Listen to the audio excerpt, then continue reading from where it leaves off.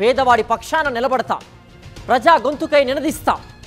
Voice of voiceless, తెలుగువారి మనస్సాక్షి, సాక్షి TV. సాక్షి TV ప్రసారాల కోసం మీ స్థానిక కేబుల్ ఆపరేటర్ను వెంటనే సంప్రదించండి. దోపిడీకి కాదేది అనర్హమన్న రీతిలో చంద్రబాబు హయాంలో రాష్ట్రం దేశంలో నెంబర్ 1 దోపిడీ రాజ్యంగా మారింది.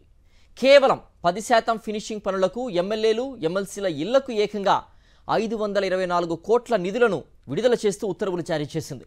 ఫినిషింగ్ పనుల్లో ప్లంబింగ్, ఎలక్ట్రికల్, సెక్యూరిటీ, ల్యాండ్స్కేపింగ్, ఇతర పనులు ఉన్నాయి.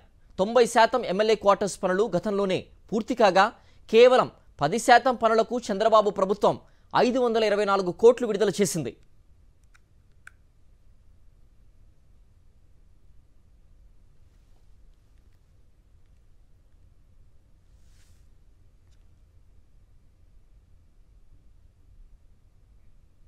ఇది చంద్రబాబు అండ్ కో దోపిడీకి నిదర్శనమని ప్రజాస్వామ్యవాదులు మండిపడుతున్నారు. కేవలం మిగిలిపోయిన 10% పనులకు 524 కోట్ల రూపాయలు కేటాయించడం ఏంటని వారు ప్రశ్నిస్తున్నారు.